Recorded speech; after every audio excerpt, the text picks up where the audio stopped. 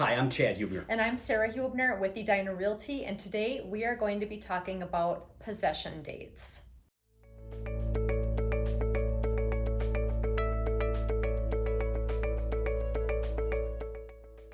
So the possession date on the purchase agreement lines 271 through 275 is often overlooked when writing a purchase agreement and negotiating a purchase agreement, but very important when it comes down to closing. So in this video is going to tie really nicely with one of our previous videos on the final walkthrough because they kind of go together a little bit. So the first option on the purchase agreement is taking possession immediately after closing. Now this is the most common box that is checked on the purchase agreement, but there's another box there that is blank.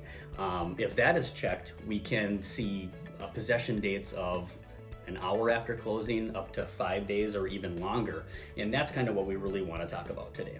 In this market where we are seeing buyers competing heavily for properties, a lot of buyers are checking the other box for the possession date and giving the seller additional time to move out. Like Chad said, either that's a few hours or a few days. And sometimes that's requested by the sellers and sometimes it's not. Sometimes the buyers just offer that up to the seller and the seller says, great, I'll take it. So that all is well and good on a purchase agreement that's in writing 30 to 60 days before the closing date. But as the closing date approaches, there's a lot more nuts and bolts that go into an extended possession date that is beyond the closing date. For starters, we have that final walkthrough that we covered last week. Well, if the seller retains possession for a period of time after closing, more than likely they are still living in the property or in the process of moving out. So a buyer wanting to do a final walkthrough is going to need to take that into consideration versus expecting a seller to be out when they have that extended possession. Also, while the purchase agreement specifies that all debris needs to be removed from the property, what happens if the seller retains possession? Buyer maybe does a pre-closing final walkthrough even though the seller is still there.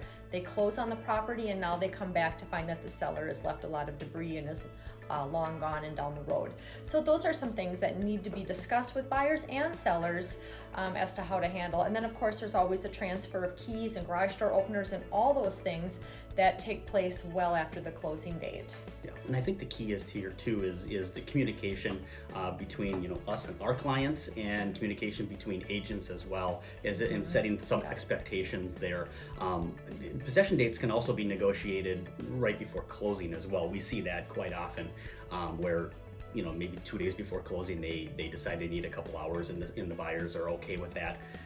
That can happen as well. But the key is understanding what you're agreeing to on the purchase agreement, and what's going to happen once that closing date comes. Yeah.